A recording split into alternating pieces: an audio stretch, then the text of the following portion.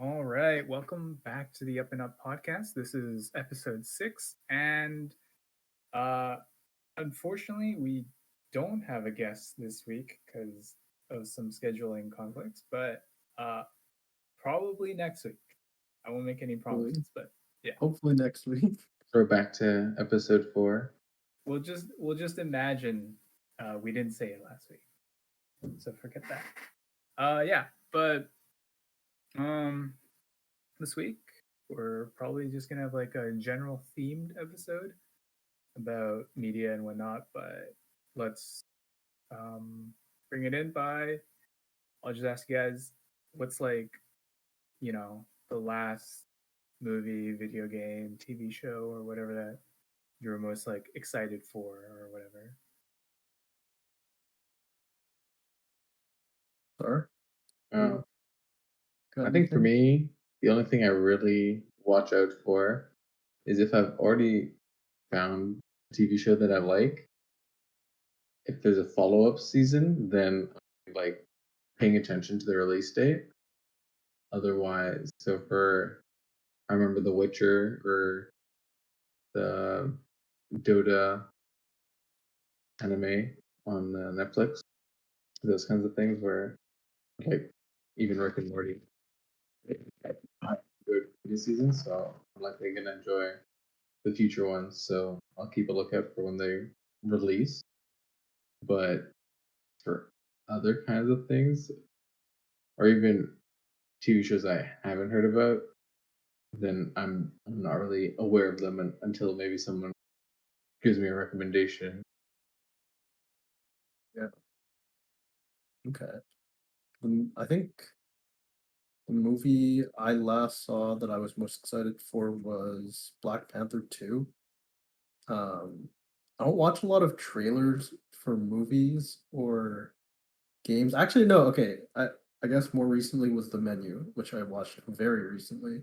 Um, but I think both of those films I had seen a trailer for, and again, I don't watch very many trailers for like movies or games or anything. Um, but those were ones that happened to catch my eye just based on what I thought the concept would be. Black Panther. I really liked the first one. Obviously, I'm someone who enjoys the Marvel films, so um, I really wanted to kind of see where that was gonna go. So yeah, that trailer really kind of uh, it was really cool to see some of the things that they were going to do in the film and the way that it was being presented and similar to the first film, it was very stylish. So that kind of got me excited for it. And then the menu was like, um, I don't know if either of you know about the film, but it's like it's about fine dining, and it's Mm-hmm. like a horror film with a fine dining setting. And I thought that that was just such a novel concept, and the food looked so incredible. Um, and obviously, we're food people, but that really kind of drew me in for that. Um, but yeah, besides that, not really too much that I've gotten really excited about. What about you, Josh? Uh, Honestly, I don't know if it sounds weird, but I haven't been excited for anything too much for a long, long time.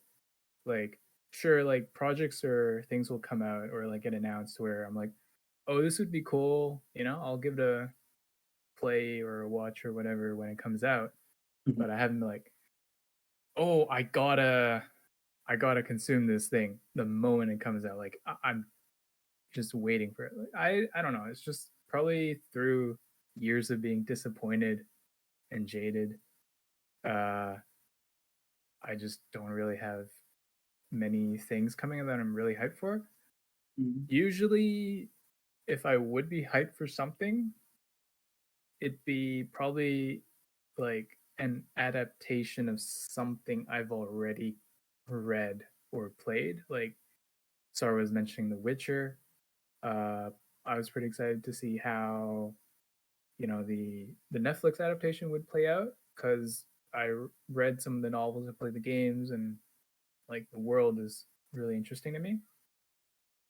But yeah, especially for like video games, nah, I tend to temper my expectations, or the bar is on the floor for me. Like it has to impress me for me to be hyped Mm. about it. Yeah. I feel like games, especially recently, um, like a lot of AAA games, especially, they release in such unfinished states that's like it's hard to have expectations, or at least high expectations for it, because you know that in general, um, it's gonna release in like a subpar state and then get Mhm. patched through. That's like been nearly every major release over the last few years. So I feel like that's like, especially hyper recently, that's something that has made a lot of people, and a lot of people who play video games, very jaded to the idea of generating hype or expectations around game releases.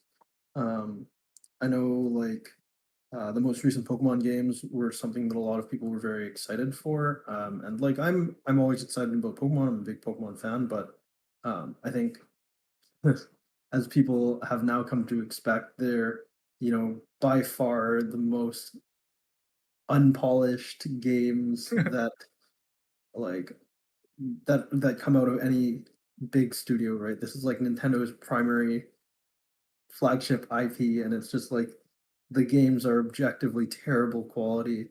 Um, and but people still buy them and people still get excited for them. Um, but that's just kind of what we've come to expect from the medium by now, is just like unfinished, I don't know, buggy messes, right? Yeah, I think that trend also has like obviously like original or like breakout AAA games have that same issue sometimes, but like it seems to always be like the franchises that have this issue Mhm. or are most prone to this issue, right?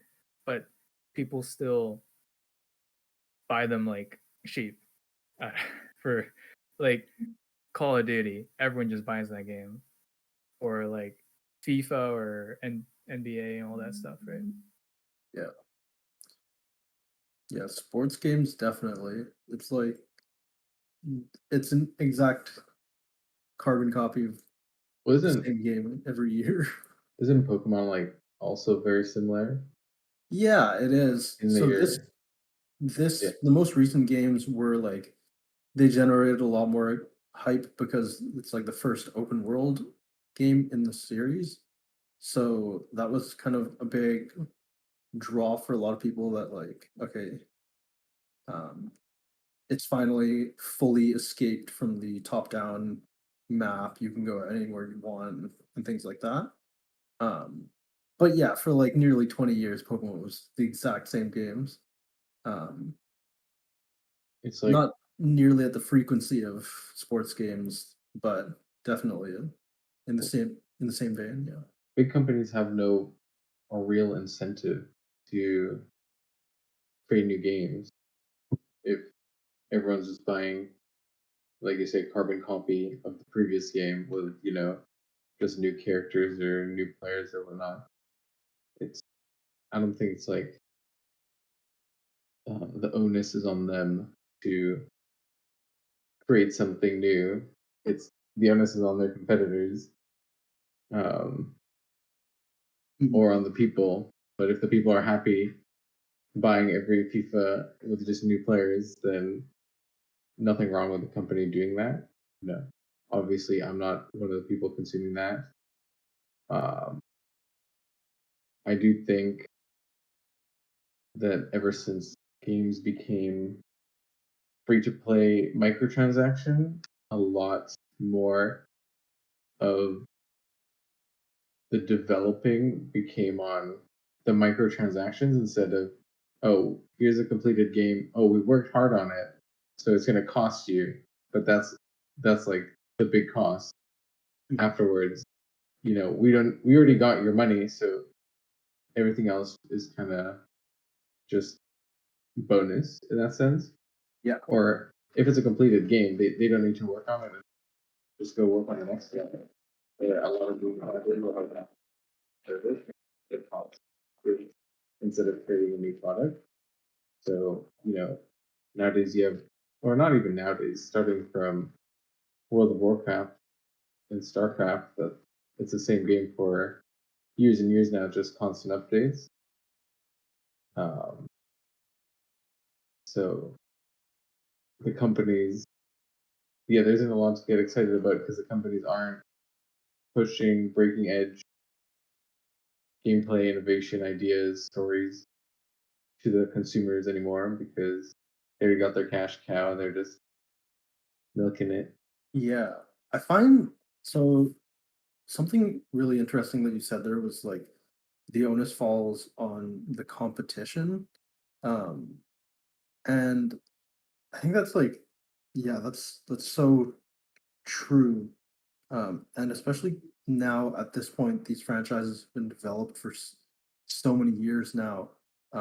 It's so hard to develop any sort of real competition against certain things. Like, okay, for shooters, I feel like there's a little bit more, variety in terms of franchises.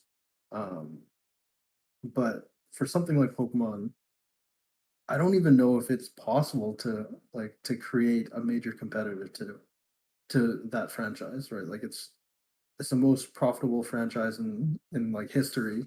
Um, and honestly, the gameplay, no one has created something similar that was actually very good. Mm. So it's kind of like it's almost like too big to fail at this point, where like you can't even have any competition against it. And so then the onus falls like almost entirely upon the consumers, but it's so popular that like that can't even stop it, things like that. Um that's that's so fascinating. And then, like sports games, well, the NFL is solely partnered with, EA to do Madden, right? So it's not like any competition can be created there. Like if you're Yeah. looking for an American football game, you can only get that through one avenue because the league is only allowing it to be Mhm. sold through one avenue, right? So it's like it's interesting that we're at the point now where it's not even really possible to compete with these really well established franchises. For sports game, I totally agree that, I think it's kind of, it's not even in the sport's best interest, I think, to just be locked to one. They own the sport, right? Why don't they just say like, oh, as long as you give us, some crazy percentages of sales, which they already probably get from EA, and just go with every company, as long as you run it by them, then everyone can use it. They'll probably make more money anyway and create, more innovation and whatnot. But yeah, like you said, no one can compete with Madden or FIFA because the contract is like only EA can create those games. So Mhm. in that ecosystem, it's kind of messed up for the consumer. They are locked to whatever gets sent to them almost. But Yeah. then again, they're happy because they keep buying. If they stop buying or sales go down, then company will do something about it because every company in the world is sales. But for something like Pokemon, okay, I think there's plenty of diehard, Pokemon for life. It could be the 7 back to back to back to back shitty versions of the game, and they'll still buy the next one Yeah, that's because me. they're just kind of like, locked in almost, like you Yeah. said. But so you don't have to fight for that consumer for that um, game particularly. That genre still has plenty, I think, to develop and innovate. And just no one has like I assume people tried, 20 years ago and it's on the up and up. Um, Not that I know what the competitors were at the time, uh, but I think you could just come up with an innovative idea and people will start playing your game, right? We kind of saw that with TFT coming from Auto Chess, which was a game just some people created in the sandbox mode of Dota, and Yeah. then it became so big that like both Valve and uh, Riot Games and probably other companies tried like made auto battlers, like even Hearthstone has an auto battler now. So if you create an innovative game, people will play your game. I mean, I think that's a case that's also a little bit more nuanced though, because it did use like existing IP. But like every big game came from an existing IP game. Which, like Sorry, could you say that again? yeah, so I think that many big games today came from existing IP. MOBAs and like League of Legends and Dota came from Warcraft 3, someone's custom game mode. I think companies don't make custom tools anymore, like sandbox tools, as an avoidance of like a threat of competition. Yeah. Because like we have Dota 2 isn't an amazing sandbox, but they're definitely still there. From there, you see how I'm pretty sure Counter Strike also came from Half-Life 2 custom. Like Yeah. if you have if you let the people access to your tools, they'll come up with some crazy fun things that if you as a company you just have a stipulation that anything someone makes you thing you have like rights to copy, it's free money, but companies nowadays, not just video game, but or not necessarily video game companies, just to avoid competition and innovation, they just buy out the competition or make move to block the what other people can do, so then they don't have to work harder for their money. I mean, yeah, I guess you're not wrong about that, but I also feel like, at least for gaming, the industry and the games have like stagnated to a point where like it really is hard for uh other companies or titles to enter, especially for like established franchises, right? Because like I don't know if you guys remember, but like back in, I don't know, like early 2000s, there's a ton of like cloneware games where it's just like game companies making shitty versions of the games that were already out, or like clones, like, and everything that came out was like, oh, this could be the next like Halo killer or COD killer and stuff like that. And it never took off because like those games were actually like trash. But I think you see a lot less of that these days. Or maybe you do if you like scour the trash heap of the Steam new releases thing. But it just seems like there's a lot less and like a higher barrier to entry. Yeah. I'm trying to think of the last game that came out that was like a big competitor to another that ended up doing well. Like uh, I think, well, I don't know, actually. Maybe someone else would have more information on this, but I know when Fortnite came out originally, that was just supposed to be, it was not supposed to be a battle royale, right? That was like an extra mode that they had, and ended up that ended up being what took off, right? But then everyone kind of latched onto the battle royale. I don't know how popular Fortnite still is, but that, like, okay, similar to, yeah, auto chess and then spawning TFT, which now I believe is far more popular than any of the other auto battlers. But I feel like battle royales, there's a pretty wide variety of them now. Um, I think it's like it has become a fairly varied genre, to be honest. It's like that's an interesting way that, perhaps one of the only modern examples of real competition being generated, especially in the AAA space. I think Yeah. when um, battle royales came out, there's like one game that had it. I think it was maybe DayZ and or H1Z1. One of them had like one of the early popular ones, Yeah, and then H1Z1 had it. every big AAA company is like, oh, we have the shooter. We just like throw everyone in an arena and like call it a battle royale, and then it was kind of the competition there was who can make the most successful, long-lasting one, and Fortnite already had this kind of. Epic Games had Fortnite, which was a shooter. They're like, oh, we can make this version. H1Z1 was so successful they kind of split their zombie killer like basic game into two games. One would being the battle royale. So yeah, when kind of a new genre starts popping off, I think the competition actually becomes, consumer friendly in the way that all the companies are now trying to get the best product out. Yeah.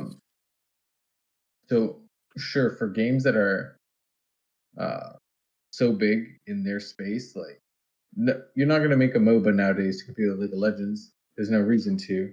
There's two on the market. All the other ones have already come and gone. Yeah. That area is not competitive, and because the difficulty to just enter that, like for new players to enter that scene is so high, people don't make it. People use the elements of a MOBA with other genres. Like there was that air hockey one recently, or I don't remember. It was made by a well-known company. It was like it's like a 3-on-3, and you have to like maybe. I think it had strikers in it.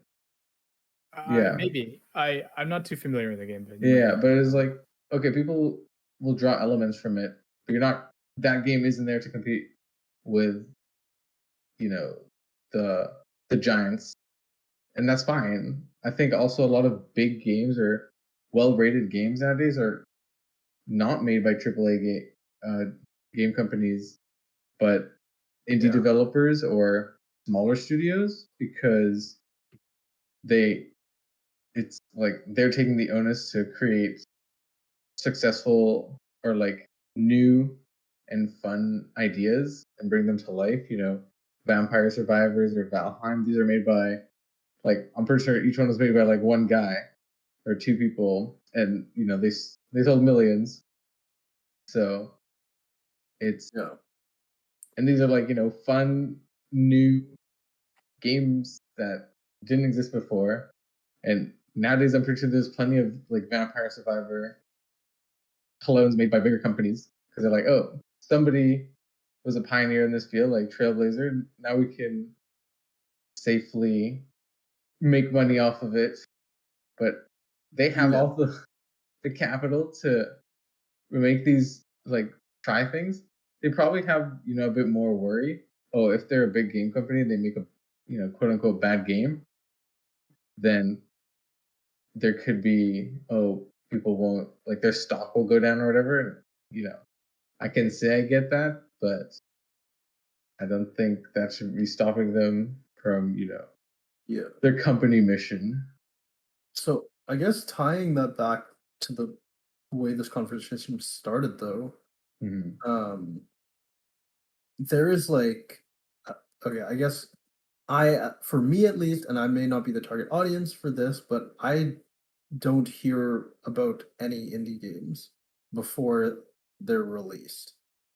Like, I know there's conventions and things that people will go to, like industry conventions and different things like that, to like find out about games, and sometimes there are indie companies they're presenting or on exhibit. But for me, there's no getting excited about these types of things versus the amount of hype or excitement that generates surrounding AAA games.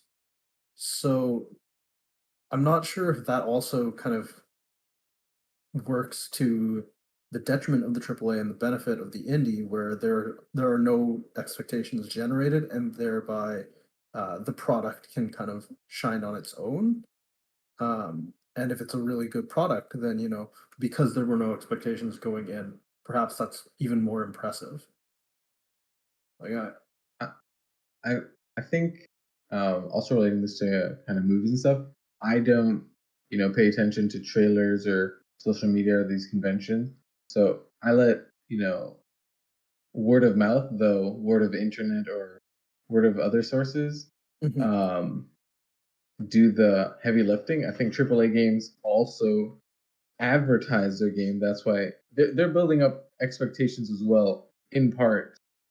Um, sure, some of it comes from journalists without them, but they're also have trail ads and stuff for their game, where an Yeah. indie company just doesn't have that kind of capital. They're spending it all on making the game. Yeah. Um, so yeah, I think you appropriately said that. Oh, they don't have any high expectations they need to meet. They just, if it's a good game, it'll shine. But even for movies, for example, I don't know if you've heard of the new Puss in Boots, right? Yeah. I didn't watch any trailers. I didn't hear anything, but multiple locations online that I was reading, just completely unrelated. There's like, oh, there's a GIF meme related to it or something, or I'm on a streamer video, and there's in the comments, people are just saying, oh, like this movie is a great.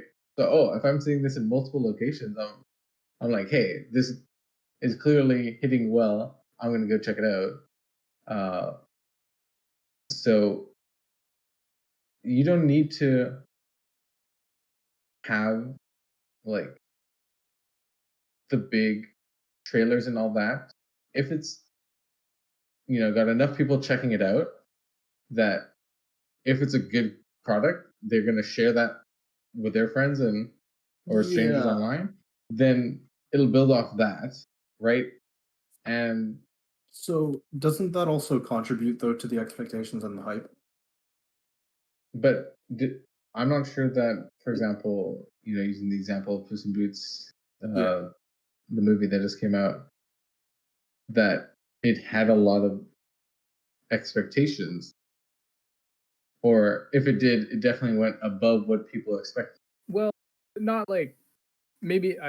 Correct me if I'm wrong, but I think Cal's more talking about how you seeing all these memes or reactions or whatever, Yeah. would that in your head make the movie seem good or like worth a watch? Yeah, I'm talking more about personal expectation now versus like the Hmm. hype, like public hype, right? So like, wouldn't those color your expectations of it? Now you're expecting it to be good, and then you They, go see it. What if it's to a bad? degree, I definitely think it does, right? If everyone's like, oh my God, this is like 10/10 movie, I'm Yeah. like, okay, I'm good. I'm giving it high expectations for myself. And it could be a good movie, but if it doesn't hit that high note, Mhm. I think similarly happened to me for Everything Ever All at Once.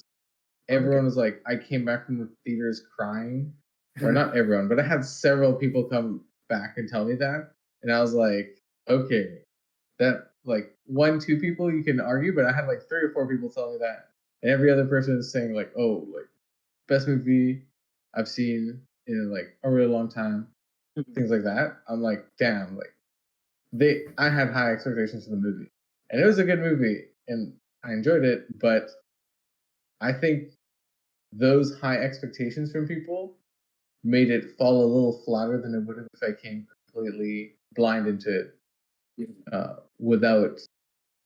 So obviously, you gotta temper, and if you know your friends, you can share. Also, everyone has different tastes and whatnot, but Mhm. uh, obviously, expectations. You're coming with expectations once you heard of something. Yeah. Mhm. Yeah. I feel similarly about Glass Onion. Mm. Wait, What? did were you there when we watched that, Sar? Yeah, So all three of us did watch it together. I think Yeah, so. pretty much. Okay. Because I had pretty high expectations of it coming in because the first one was really good, and a Hmm. lot of people were saying that Glass Onion was also very good. Mm. And I won't say it was bad, but it just definitely was not as good as I think a lot of people made it out to be. Interesting. And it definitely didn't live up to my expectations I had of it based on the first film either. It was just like I I don't think know. before we watched it, I had dinner with some friends, and we're like, everyone but like two people had watched it, so we were just Yes. like shitting on it almost. And I think because we were giving it such negative review after we watched it, the two friends that didn't, then they're like, "Oh, it wasn't as bad as I thought you guys were gonna make. Like, you guys made it out to be." Um, Um, so yeah, also works the other way, I guess. Uh, yeah. where Lowers yeah, your expectations. mhm. Yeah.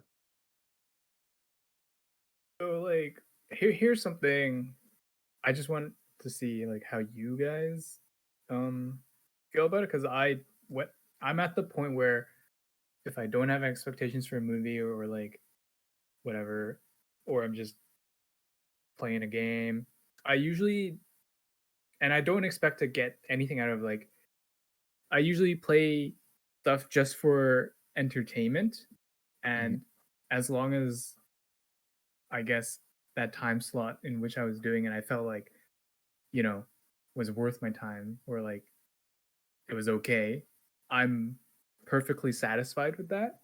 I would say if it wasn't just a dog shit time that I'm just straight up not enjoying myself, I'm okay with it. So like when you guys go into something, what do you look to get out of like a movie or a video game?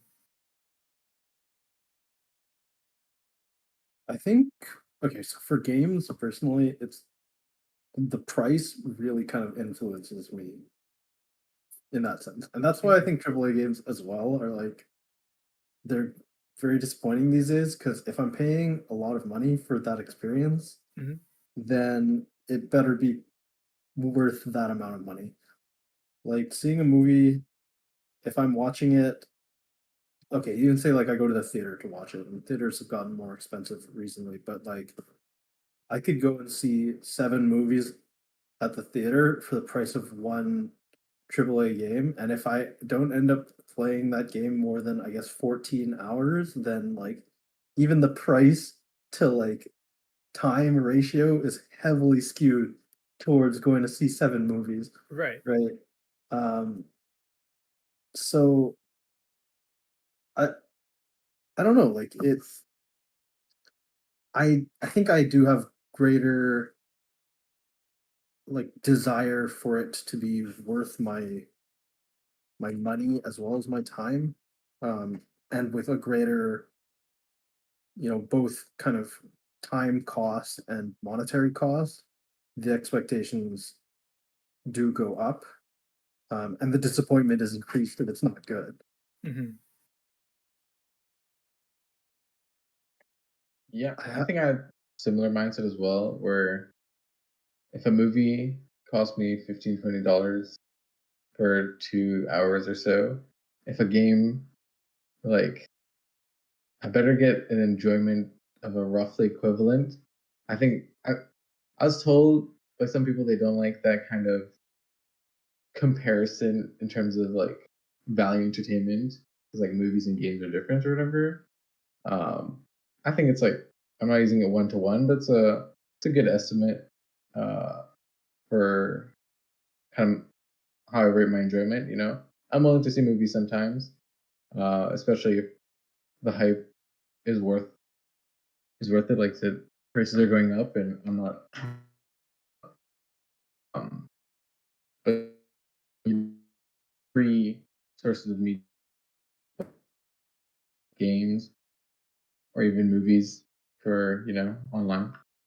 Uh, for those ones, yeah, if I'm having a good time, I'll keep watching them. There's plenty of movies that I've started watching where I'm like, oh, I'm not enjoying the movie. I'll just turn it off. But like after playing the game for a bit, I'm like, oh, this isn't a good time. Or with books, I start reading after like 2 chapters. If I make it that far, maybe a bit more, I'm like, oh, I'm just not having a good time. And I'm reading books mostly for a good time. It could be a variety of topics, but if I'm not enjoying myself, why am I here? Okay. Yeah, that's Mm, fair. Okay, let me reframe it a bit more. mm, Uh, so you are, I wouldn't say you're having the time of your life, but yeah. you're chilling, you're like not vibing, just like how do I kind of phrase this? Like Above neutral. above neutral, yes. Mhm. Right. And for Nice. example, might be oddly specific, but like let's say you're on like Crunchyroll or whatever, watching a seasonal anime.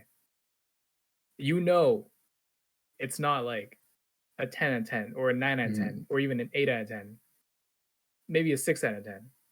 But you're just watching just cuz, like kill Yeah. time or just like the vaguest term I can think of is just entertainment, right? Mhm. Like at the end of the day, when you think back at it, you're not going to think, "Oh, that was good." But for me, sometimes I like watch a whole series or whatever. I'm like, "Yeah, that was Watched right. it. Tick. I did it, right?" Like Mm.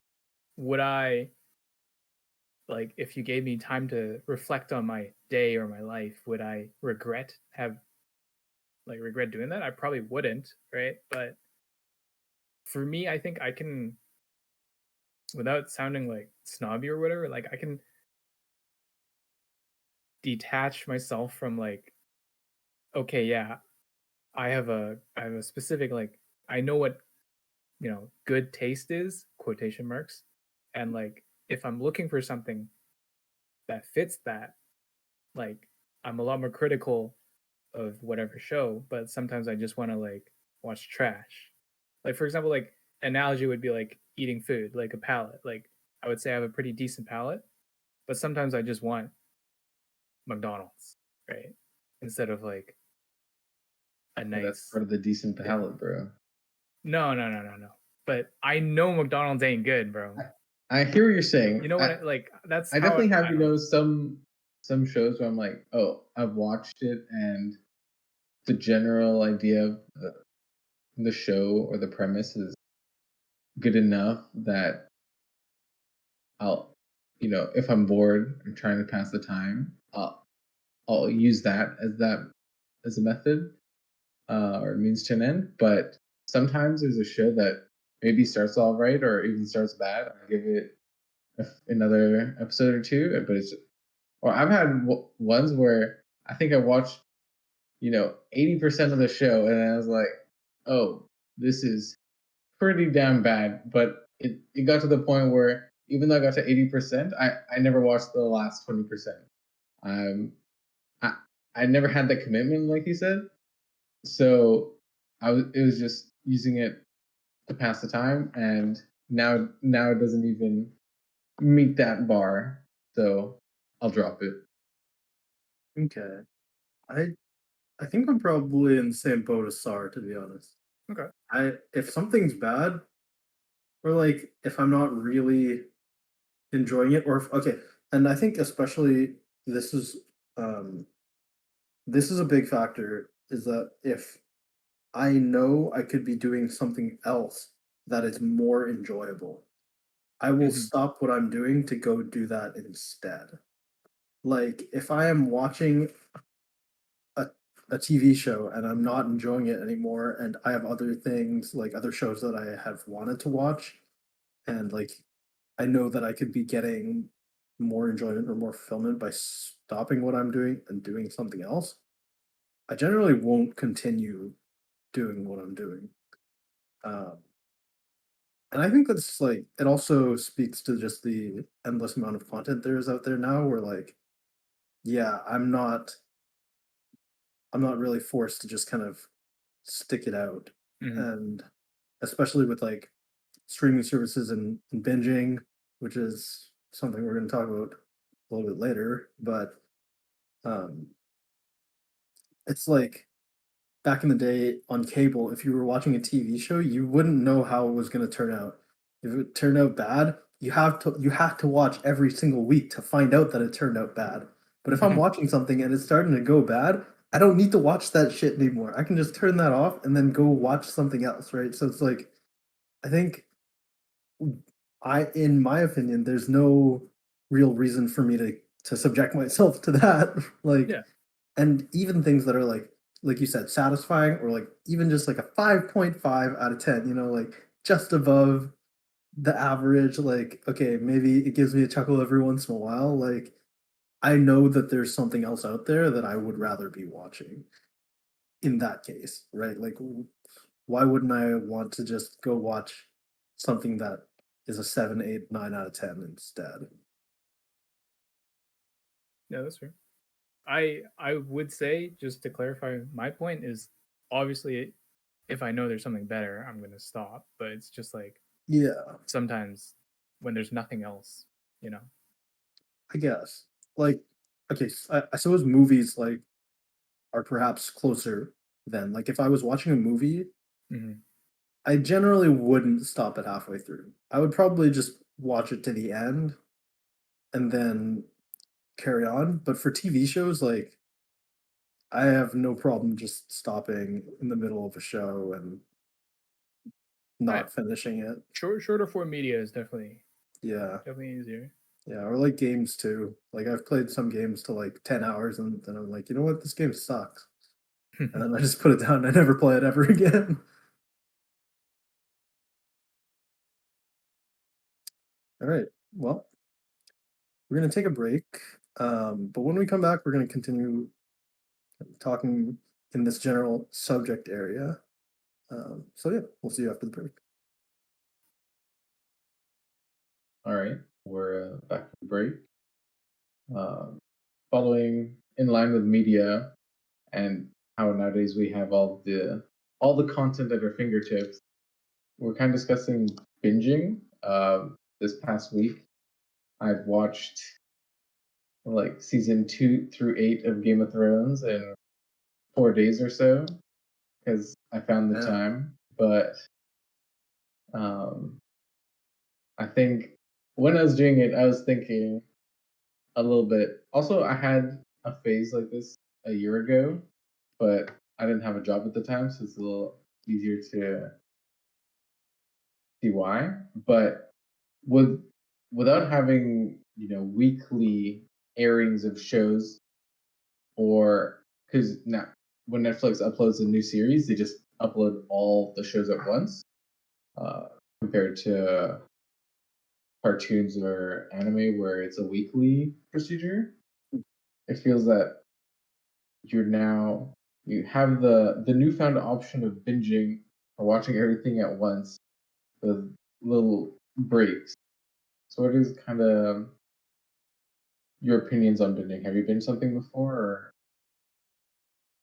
Yeah. I'm big into binging. yeah, I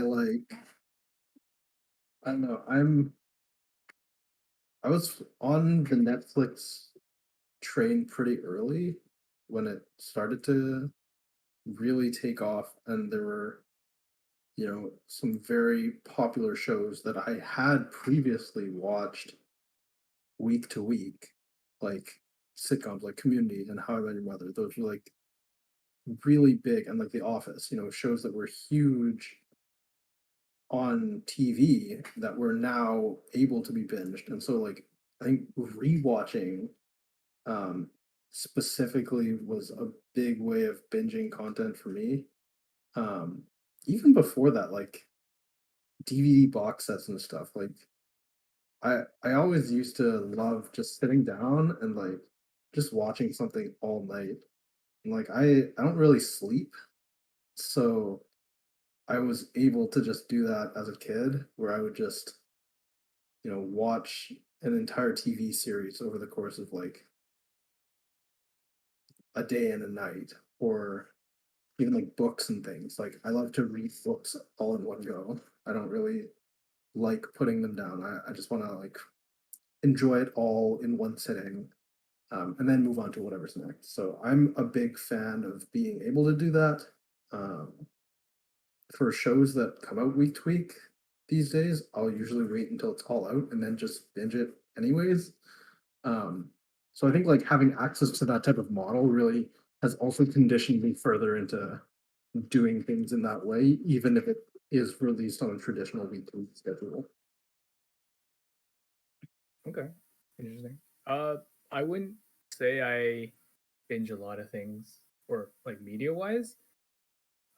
Just because I do really enjoy weekly releases or like the feeling of having something on a weekly basis, because maybe it's just, I don't know, I'm a weak mental person, but it makes me feel cozy, to have a show or something that, okay, it's dropping like Wednesday, I can look forward to watching it a Wednesday or Thursday if I'm busy, and that like slot of time is my me time for whatever. I can relax and focus solely on that.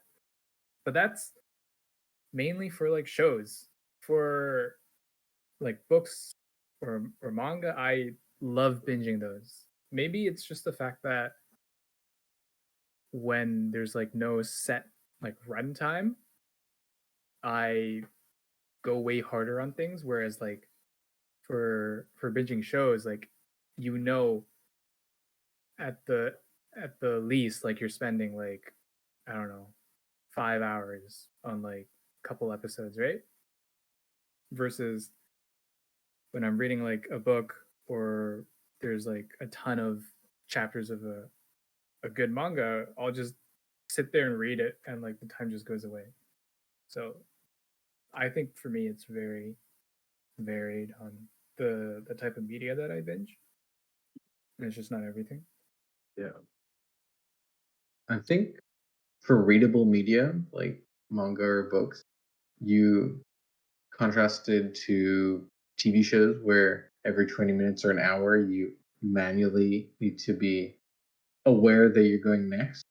If you're sucked into, immerse yourself in a good book and a good story, it's so easy to just lose the time. Yeah. I think everyone since being a kid is aware of something like that happening, and time goes by. I definitely had that. But like you said, if you have a consistency, it kind of does give you that regularity. If there's a good book, and I know I can, I'm chugging along, but the more times I split it up into, the more often I get this good time. If I finish it in 2 nights, oh, it was a good book, but now what? Night 3, I gotta find something else. Um, but I find that I I'm kind of appreciative almost of the weekly ones, because you don't want to do too much of a good thing, otherwise it kind of becomes dull. And with this show, if it's a good show and I'm happy with it, oh, I know next week this time I'm gonna kind of have a similar enjoyment, so that I kind of lose that when I start watching the new episode of The Witcher, or the new season. I watch 4 episodes once, 4 episodes the second time, and now I'm done. Instead of having 8 weeks where, sure, I didn't have it all at once, but it would have been 8 times where it had that high. Mhm. I find that, so in my view, binging is kind of less, for me, obviously, uh, overall is less beneficial, but because we have all the media at our fingertips and I find myself with too much time, then I can't. They just combine together, and then I just binge through. What about like interactive media, like video games or other interactive media, or even like music? How do you mean music? Okay, so for me, I'm a big, like, if I listen to an artist and I find a song that I like, I'll go and immediately listen to like everything by that artist and like binge their whole discography like immediately, instead of like listening to it perhaps interspersed with other music. I'll like go on a mission to like find every song of theirs I like, and then cover that entire discography. So that's what I mean by music. Yeah, I definitely have that too. I don't really want to like throw you under the bus, sir, but I remember we discussed like a bit not about this topic, but I was just saying, like, for me, like, there are times throughout like the week where I just sit there and listen to music versus like you said you enjoy having music as like a background thing. Hmm. So at least for me, that does make binging a lot easier when I just straight up sit down, go through album by album, and then just chill, right? I feel like I've never been an album enjoyer. Okay. I don't think I've actually ever listened to an album front to back, Really? all the way through. I couldn't even tell you like album names or anything like that. Just not the way I listen to consume music. From an early age, I started off radio, and nowadays on Spotify, songs are kind of on their own. I know there's albums and such, but if I do find, because I use the weekly Discover playlist that they give you, and if I do find an artist that I'm like, wow, this is a banger, I'll go check out the artist. Spotify gives you the top 5 or 10 songs from them, and I'll play the ones with similar or higher play count to the one I listen to kind of get a feel for their music. I remember I found this song, I really liked it. I go over it. This is some small indie, probably broke up by now, band in the UK that had 5 other songs, and none of them were like the song I liked. I was like, oh, super disappointed. Um, but I wouldn't, since I'm only listening to maybe like 3 to 6 songs after I find a new artist, I I guess I don't consider it binging. Also because it's a relatively short time period. Songs are 3 to 6 minutes typically. Sure, I know they're 20-minute songs and whatnot, but not everyone's Led Zeppelin. Uh, so I don't consider that binging. I guess because it's so short, 10-20 minutes. Um, Yeah. I feel like once you do subscribe to the album paradigm, it becomes a lot lengthier. mm, Like I can binge 4 albums by a person, and they'll each be like 50 minutes to an hour. yeah. So, but what about like video games? I also want to hear. I was thinking about that. I am not a big single player story driven video game enjoyer. Typically, I use video games as a tool to socialize. So there isn't a story. Typically, sometimes there are co-op games or whatnot, but most often than not, it's game by game basis. So I don't get lost in the sauce playing. But what are you guys? Gosh. Uh, I'm like you. I play video game, or these days I play video games mostly to socialize. Like we're just on Discord talking to each other, right? But I do really enjoy single player games or games with co-op in them, just because as a as the experience, right? Like it's so hard these days. That's why like I don't do it as much to find games that I can just play for hours on end by myself.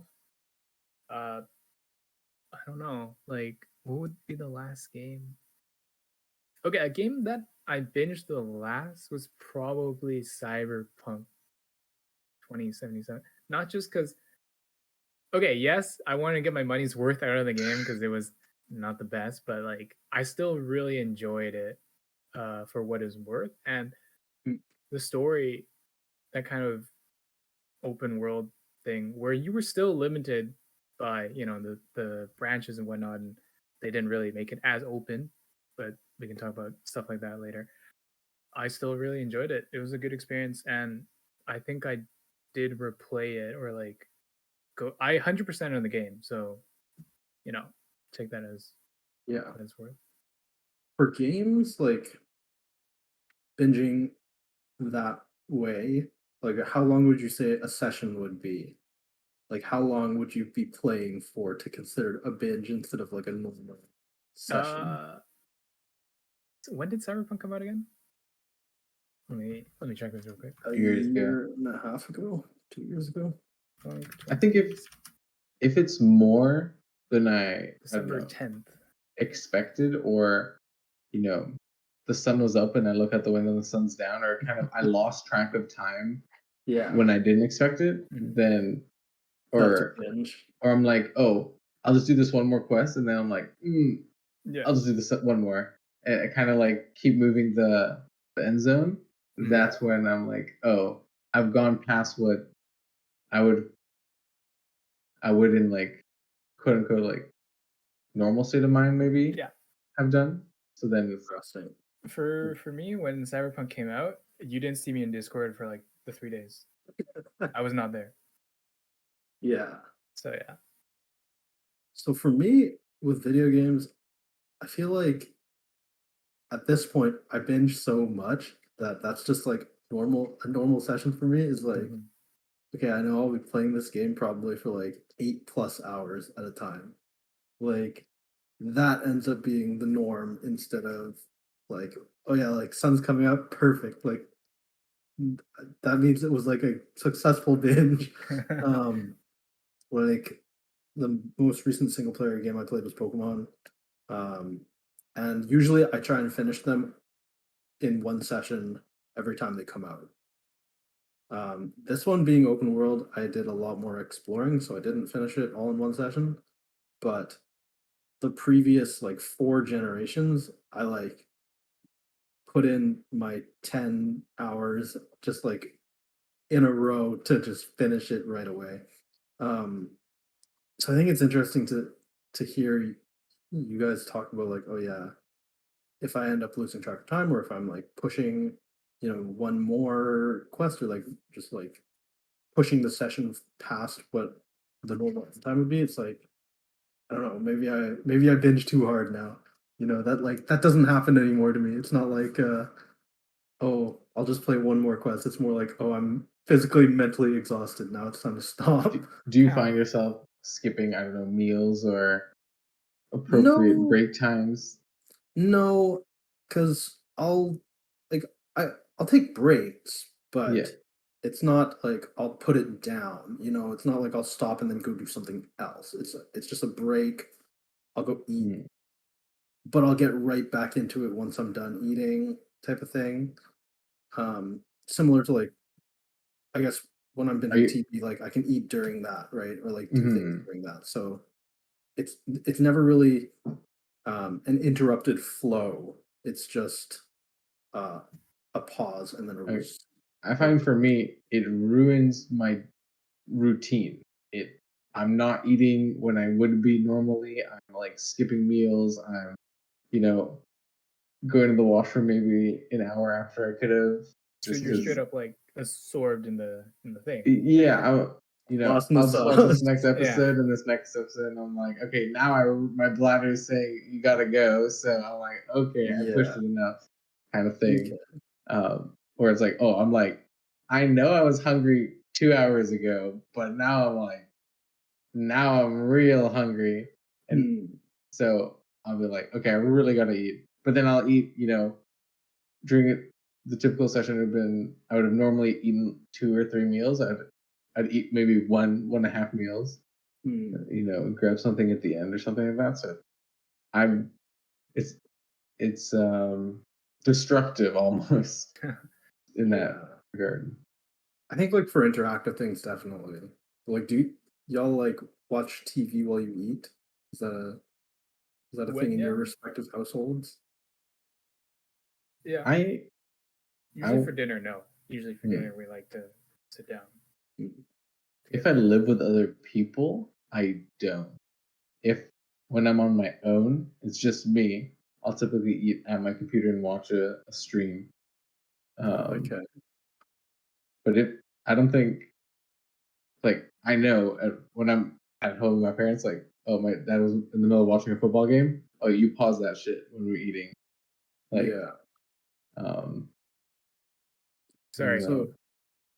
This just makes me. I saw the meme recently. It was really funny, where it was like, um, you scrolling through like YouTube or whatever for like a good video that for Mhm. the like a 2-hour video for the food you know you're gonna finish in 5 minutes. Yeah. Yeah. I I don't know. I guess I grew up always kind of watching TV while I ate dinner. So I think that that's also like that's not a combo breaker for me, you know, like meals don't interrupt the binge. For me, it's preparing the meal that's interrupting the binge. Like, Okay.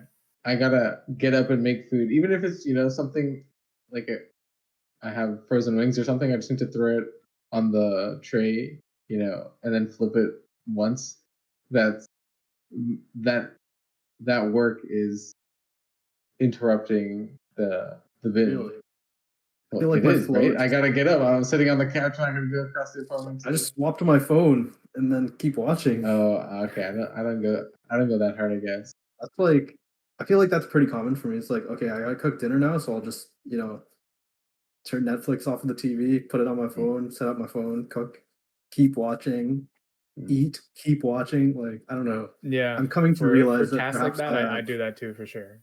like I don't know, maybe this is an unhealthy, way of consuming media, but Yeah. I don't know. Fuck it, to each their own. Like, I don't know. I mean, like, for example, like I cook and then I'm watching something and I yeah, eat, I bring it to my computer or the TV, and yeah, then I go wash the dishes. I just put like my laptop like mhm, near the counter. I'm just like yeah, watching. When I first saw people or have TVs or screens in their kitchen, I was baffled, mind blown. I was like, wow, the technology really is here.